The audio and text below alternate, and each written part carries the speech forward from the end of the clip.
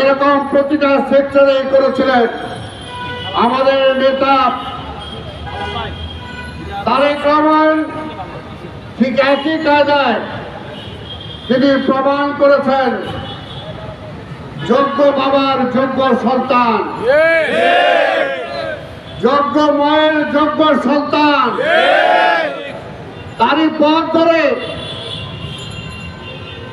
আওয়ামী ফ্যাসিবাদ ক্ষমতায় থাকাকালীনই যে 31 দফা ঘোষণা করেছেন, 31 দফার প্রথম 4টি দফায় যদি আপনারা শুনেন তাহলে বুঝবেন তিনি কি চেয়েছেন। সেই সময় 5ই আগস্টের পরে না, 5ই আগস্টের আগে তিনি 1 নম্বরে বলেছেন জনগণের গণতান্ত্রিক অধিকার পুনঃপ্রতিষ্ঠার লক্ষ্যে সংবিধান সংস্কার কমিশন গঠন করতে হবে। আজকে যে সংস্কার করছেন, কমিশন করেছেন, সেটা তো তারেক রহমান ওই সময় 1 নম্বর দাবি হিসেবে তিনি দিয়েছেন। আর অনেকে বলেন বিএনপি নাকি সংস্কার চায় না। আমরা সংস্কার চাই। সংস্কার আর বাতিল এক কথা না, এটাও বুঝতে হবে আপনাদের। 2 নম্বরে তিনি বলেছেন সম্প্রীতিমূলক রাষ্ট্র ব্যবস্থা, রেইনবো নেশন, জাতীয় সমন্বয় কমিশন গঠন। জাতীয় সমন্বয় কমিশনের কথাও তিনি আগেই বলেছেন। কি বলি নাই আমরা। 3 নম্বরে আছে অবাধ সুষ্ঠু নির্বাচন অনুষ্ঠানের লক্ষ্যে নির্বাচনকালীন দল নিরপেক্ষ তত্ত্বাবধায়ক সরকার ব্যবস্থার পুনঃপ্রবর্তন করতে হবে। আরে ভাই, এটা তো বিএনপি করে গেছিল, বিএনপি করে গেছিল।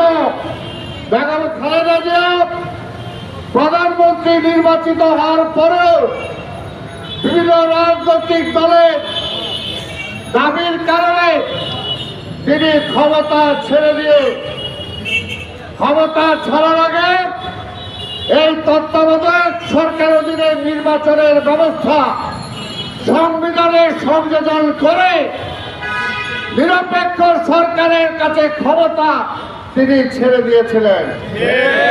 কাজী তারেক কি বলেন?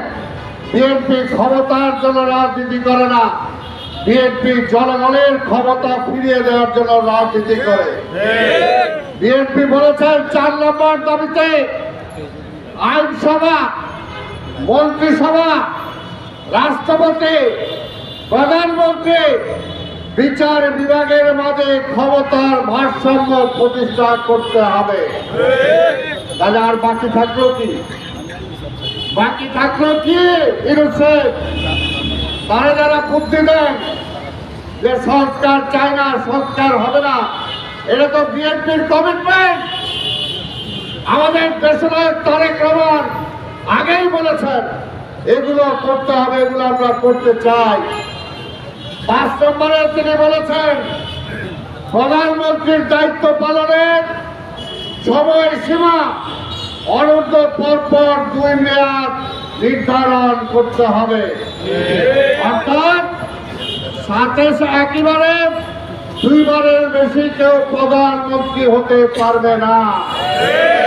তাইলে স্বৈরাচারটা কিভাবে হবে? এইটাই তো আমরা বলেছি। কাজে অনেকে বিভ্রান্ত ছড়াতে চায় বিএনপি সম্পর্কে। বিএনপি নাকি ক্ষমতার জন্য পাগল। ক্ষমতার জন্য পাগল না, বিএনপি দেশ রক্ষার জন্য পাগল।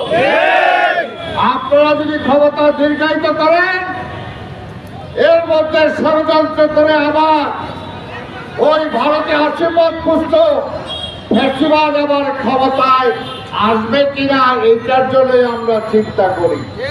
কারণ অনেকে ষড়যন্ত্র করতেছেন। কাজে পরিষ্কার কথা, যারা নির্বাচনে ভয় পান, জনরায়ে ভয় পান, তারা জনগণের উপর কোনো বিশ্বাস নাই। বিএনপি জনগণের রায় চায়। জনগণের ভোটের অধিকার ফিরে দিতে চায়। তাই পরিষ্কার কথা, যারা নির্বাচনের বিরোধিতা করে তারা ফ্যাসিবাদের দোষর। আমরা নির্বাচনে বিশ্বাস করি, আর জনগণ কারো চেনে না। জনগণ যাকে ইচ্ছা তাকে ভোট দিবে।